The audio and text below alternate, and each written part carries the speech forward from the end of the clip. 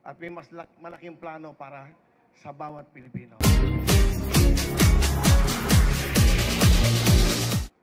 2 minutes introduction. Magandang hapon sa inyong lahat, Luzon, Visayas, Mindanao, at saan masulok ng mundo. Una sa lahat, ako po si Wilfredo Bendia Revillame, yan ang tunay kong pangalan. Pero kilala niyo naman ako sa pangalang Willie Revillame. At ako po ay 64 years old. Siguro hindi na ako kailangan mag-explain, hindi na ako kailangan magpakilala sa inyo. For 21 years, meron akong daily show, tanghali, hapon, gabi. So, kumbaga, naging parte na ako ng buhay ng mga Pilipino, lalo na po yung mga nanay, tatay, lolo, lola, yung household. Yun lang ho. At nandito ako ngayon. In fact, meron akong live show ngayon. Nagpaalam muna ako. Ang alam ko, naka-feed kami ngayon sa TV5. Naka-feed ho kami ngayon sa show. At yung mga nanonood ngayon doon, nagpaalam muna ako. Sigurado, nagsisigawan ngayon doon yon. At naka-feed ho kami ngayon sa show. At yung mga nanonood ngayon doon, nagpaalam muna ako. Sigurado, nagsisigawan ngayon doon yon. At wala ako, walang kantahan, walang sayawan, walang hepeporay muna, walang putukan, at walang Wheel of Fortune. Pero, may mas malaking hangarin at may mas malaking plano para sa bawat Pilipino. Okay? At 2 minutes, siguro mas maganda mga tanong na lang para masagot ko na kagad yung mga tanong. Okay, sige po. Unang tanong, kanino magaling? Tagalog na lang para mas maintindihan ang ating mga Rhea kababayan. Fernandez from TV5. Pahiram po ng mikropono. Go, Rhea. Hi, sir. Good afternoon. Rhea Fernandez, TV5. Hi, Over Rhea. here, sir. Willie na lang, huwag na lang, sir. Sir Willie, you mentioned you have a show sa amin, TV5 Will to Win, no? So the next question is, what happens to your show if you are vying for a Senate seat? Anong mangyayari po dun sa Will to Win? Sa pagkakaalam ko, sa rules ng COMELEC, until February 10, pwede pa ako mag-live show. So I still have 5 months na makakapag-live ng 5 to 6:30 sa TV5, sa Facebook na meron kaming followers na 17,300,000 at 8 million sa YouTube. So pwede pa ho ako magtrabaho, pero pagdating na February 11, mag-stop na, and that will start the campaign.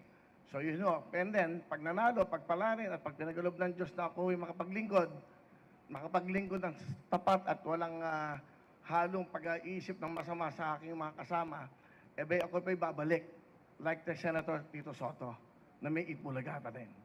Yun lang. Okay, go ahead. Sir, one additional question po.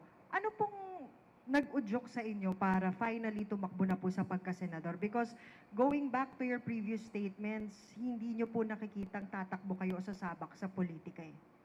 Yung mga nakikita ko, away. Awayan ang awayan.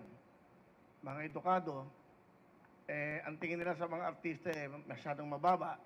Kami may magagandang puso para sa ating mga kabayan. Ano ba ang purpose ng isang senador? Hindi ako abogado, hindi ako nakatapos, pero ang purpose dapat ng bawat senador, bawat nagpa-public servant, bawat namumuno sa anumang local government, mabuting puso ang meron ka. Ang dapat mong inisip lagi mga kababayan mo. Marami ng batas na ginawa, marami ng mga presidenteng dumaan, marami ng senador na dumaan, pero yung buhay natin mga kababayang mahirap, nababago ba? I think, yun ang pinaka-importante. Malaking problema natin.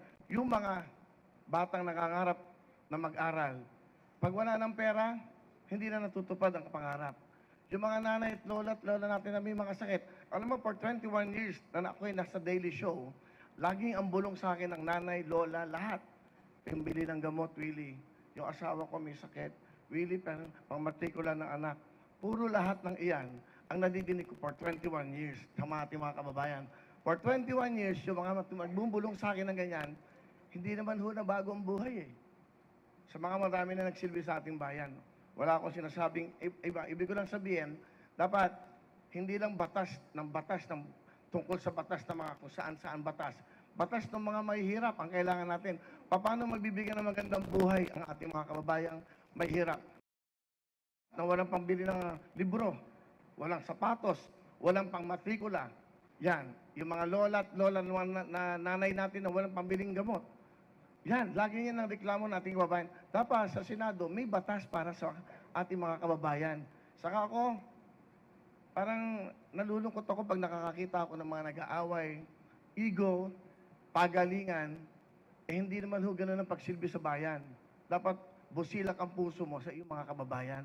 Lalong-lalo na yung mahirap. Kung makikipag-away ako sa Senado, makikipag-away ako para sa mahirap. Okay, thank you po. Okay, Mr. Gerard Nabar from Malaya. Sir, good afternoon, sir. Sir, two questions lang, sir. Sir, you've been on top of the surveys or if not, pasok po sa winner circle. Ano po yung assessment po natin sa chances po natin? Especially you're running as an independent. Well, hindi ako pwede mag-desisyon yan. I cannot assess dahil yung publiko yan, yung mga tao. Mararamdaman mo nun. Saka, I also have my decision. Kung talagang hindi ako pumapasok sa top 12 o ano, and I will withdraw. Simple lang naman. Ibig sabihin, baka hindi ako gusto ng tao for this privilege na maging senador. I can just come back in my show. Pwede naman ganun eh. Ang hangaran ka naman dito eh, yun nga, makatulong talaga. Saka makagawa ng kabutihan, makagawa ng batas. Makagawa ng batas sa ating mga kababayan. Kung nadidinig nyo lang araw-araw ang bulong sa akin ng bawat mahihirap, dudugo ang puso mo. Wala kang pambili ng pagkain eh. Wala nga, tapos makikita mo sa Senado, sa Congress, puro awayan ng awayan. Yung bang nakikita ba na, alam mo, napansin ko, pumunta ka sa mga probinsya, hindi naman nila pinapansin yung mga yan eh. Ang iniisip na yung kakainin ng kanilang pamilya. Sa umaga, sa tanghali, sa gabi, kung paano mabubuhay yung pamilya. Hindi naman nila papansin lahat yan. Sa aking pagkakalam, sa research, 94.7% mahirap sa ating bansa. Sir, you mentioned you want to file bills. Ano po in particular yung mga naisip po natin on top of your mind ngayon na mga bills for the poor po? Well, unang-una, gusto ko yung kay Senator Angara.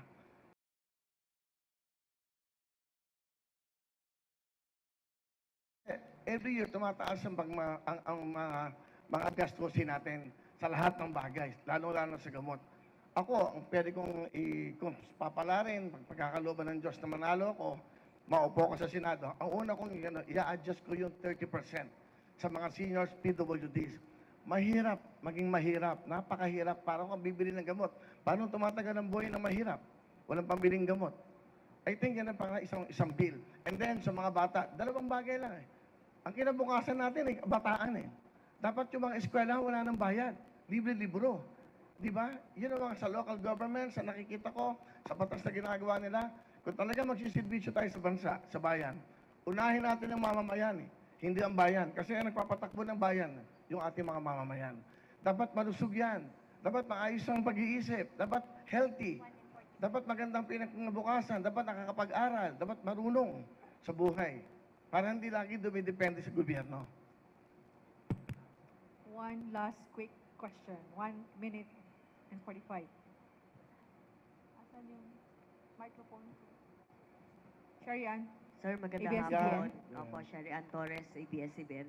Sir, ano yung mga personal na paghahanda po ninyo na ginagawa ngayon? Kasi andun nga yung malaking possibility na isa sa mga araw na to, pala rin kayo na maging senador. At syempre, alam naman po natin na maliban sa busilak na puso, mapupunta talaga kayo at mapupunta sa matindihang debate, lalo na kung ipaglalaban nyo yung mga panukalang batas po ninyo. So, paano po kayo naghahanda sa mga ganito? Well, hindi ako makikipagdebate. Hindi ako makikipag-away. Makikiusap ako at hindi ako haharap sa TV na nakikipag-away sa kanila. Pakiusapan namin to, ano bang dapat natin gawin para matulungan natin ito mga to? Ano bang batas na pwedeng gawin para naman guminawa ang buhay natin mga kababayang may hirap?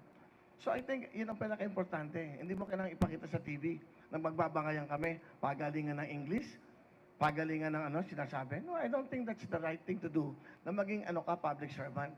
Lahat mapag-uusapan eh. Lahat pwede mong pakiusapan. My colleagues, pwede ba natin gawin to? May mga lugar tayo naghihirap. Napapansin ko sa bagyo, tuwing may bagyo, lagi may problema, tanggal ang bubong. Yung pupuntahan nila na dapat doon sila ma-accommodate, hindi rin sila, binabaha din yun.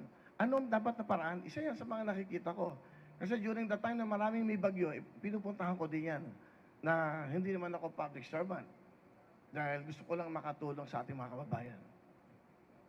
Time's up? Yes po. Parang ako lang pinakamabilis Ay, Hindi naman. Okay. Okay lang po. Okay na. Thank you, sir. Okay, but Salamat anyway, po. maraming salamat. Chairman, maraming salamat kasi tinanong ko si Chairman yung mga rules. So, pwede pa ako mag-show hanggang February 10. That's the last day. Maraming salamat at mabuhay. Sana ang pag-asensyo ng bayan, pagmamahalan. Maraming, Salamat. sir. Sir, photo op.